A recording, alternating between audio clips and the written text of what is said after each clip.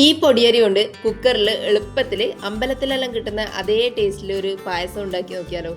ഇത് ഉണ്ടാക്കാൻ വേണ്ടിയിട്ട് ആദ്യം തന്നെ ഒരു കപ്പ് പൊടിയരി എടുത്തിട്ടുണ്ട്. അതൊരു പാത്രത്തിലേക്ക് ഇട്ട് കൊടുക്കാം. ഞാനിപ്പോൾ ചെറിയ പൊടിയരിയാണ് എടുത്തിട്ടുള്ളത്. ഇതിലും വലുപ്പത്തിലുള്ള പൊടിയരിയോ എടുക്കാം.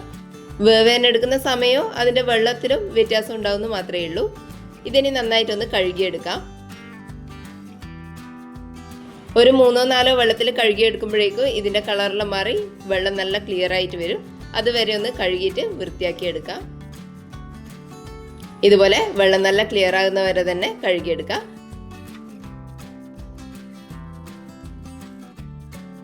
ഇനി ഇതിലെ വെള്ളമെല്ലാം കളഞ്ഞതിന് ശേഷം ഒരു കുക്കറിലേക്ക് ഇട്ട് കൊടുക്കാം.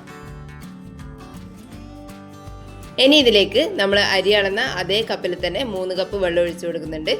വലിയ പൊടിയരി എടുക്കുന്നതെങ്കിൽ വെള്ളത്തിൻ്റെ അളവിൽ വ്യത്യാസം ഉണ്ടാവും. ഇതിപ്പോൾ 3 കപ്പ് വെള്ളം മതിയാവും. ഇനി ഇത് അടച്ചു വെച്ചിട്ട് ഒരു 6 വിസിൽ വരുന്നവരെ വേവിച്ചെടുക്കാം.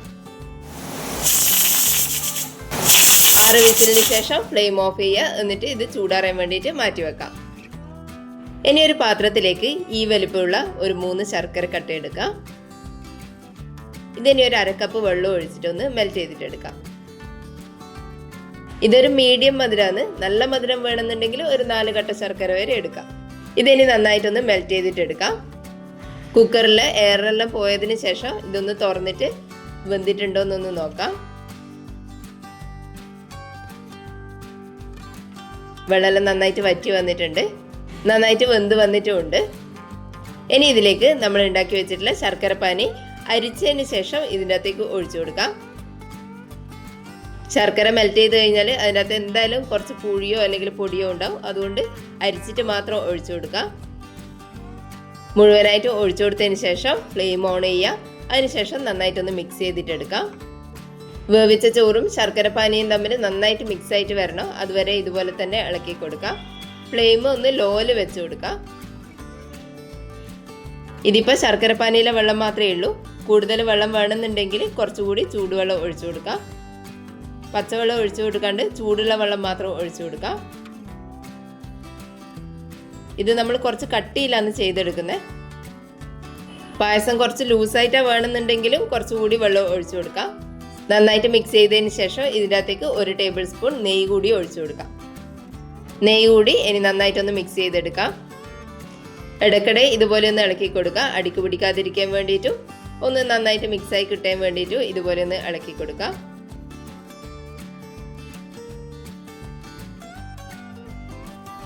കുറച്ച് സമയം ഇതുപോലെ തന്നെ ഇളക്കി ഒന്ന് കുറുകി വരുന്ന സമയത്ത് ഇതിൻ്റെ അകത്തേക്ക് 1 ടേബിൾ സ്പൂൺ നെയ്യ് കൂടി ഒഴിച്ചു കൊടുക്കാം. ഇനി ഇതിൻ്റെ അകത്തേക്ക് കുറച്ച് ഏലക്ക പൊടിച്ചതും കുറച്ച് ചുക്കുപൊടിയും കൂടി ഇട്ട് കൊടുക്കാം. കൂടെ തന്നെ ഒരു നുള്ളു ഉപ്പും കൂടി ഇട്ട് കൊടുക്കാം. ഇതെല്ലാം കൂടിയും ഒന്ന് മിക്സ് ചെയ്തെടുക്കാം.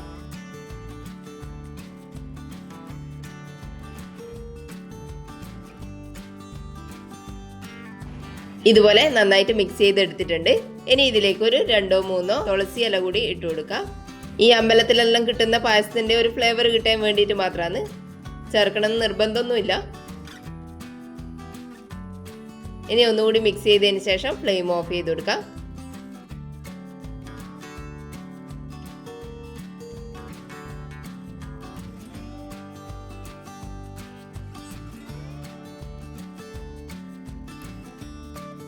ഇത് വാഴയിലയിൽ കഴിക്കാനാണ് നല്ല ടേസ്റ്റ് ഉണ്ടാവുക. ചൂടോടുകൂടി തന്നെ വാഴയിലയിൽ ഒഴിച്ചു കഴിഞ്ഞാൽ വാഴയില കൂടി ഒന്ന് വാടി വരും. വാഴയിലയിൽ കുറച്ച് സമയം പൊതിഞ്ഞ് വെച്ചതിന് ശേഷം കഴിക്കാനും നല്ല ടേസ്റ്റ് ആയിരിക്കും. ഇതുവരെ ഇതുപോലെ ഉണ്ടാക്കി നോക്കിയിട്ടില്ലെങ്കിൽ എന്തായാലും ഒന്ന് ഉണ്ടാക്കി നോക്കണേ. വീഡിയോ മുഴുവനായിട്ട് കണ്ടിട്ട് ഇഷ്ടപ്പെട്ടിട്ടുണ്ടെങ്കിൽ ഒന്ന് ലൈക്ക് ചെയ്യുകയും സബ്സ്ക്രൈബ് ചെയ്യുകയും കൂടി ചെയ്യണേ. താങ്ക്